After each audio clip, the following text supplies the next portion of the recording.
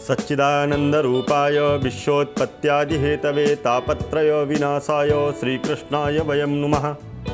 प्यारे मित्रों, आज हम आपको ऐसे विषय की ओर लेकर के जा रहे हैं जो विषय बोल्ड स्काई चैनल के माध्यम से आप लोग देख रहे हैं।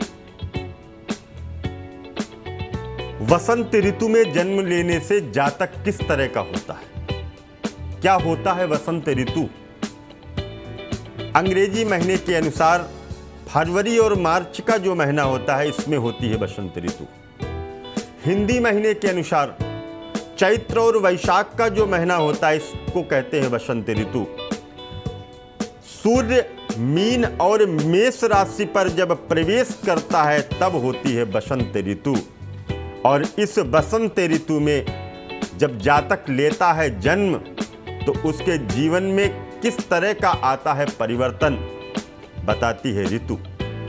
मित्रों, बसंत ऋतु, जिस समय बसंत ऋतु आती है पेड़ के पत्ते स्वतः ही गिरने लगते हैं, पुराने पत्ते गिरने लगते हैं और नए कोमल से पत्ते वहां पर आने लगते हैं। बसंत का प्रवेश होता है।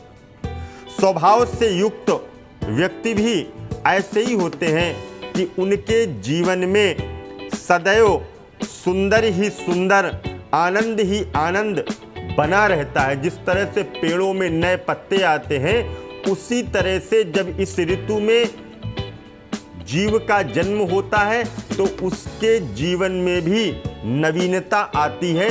वो जिस कार्य को चाहता है उस कार्य को कोमल पत्ते की तरह करने का अपने मन में विचार बनाता है, उस बात को वह व्यक्ति पूर्ण भी कर लेता है। बुद्धिमान भी होता है, गणितज्ञ होता है। गणित जैसे मैथमेटिक्स के सवालों को और ऐसे सब्जेक्ट में उसकी पकड़ इतनी मजबूत होती है कि अच्छे अच्छे पदों पर जाकर के वह दूसरों को भी ज्ञान की शिक्षा के द्वारा सींचता है, ज्ञान की शिक्षा के माध्यम से अंकुरित किया करता है।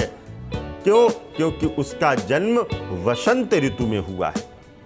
शास्त्रों को जानने वाला होता है, शास्त्र सम्मत होता है, क्योंकि संस्कृत और मैथ दोनों एक जैसे सब्जेक्ट होते हैं।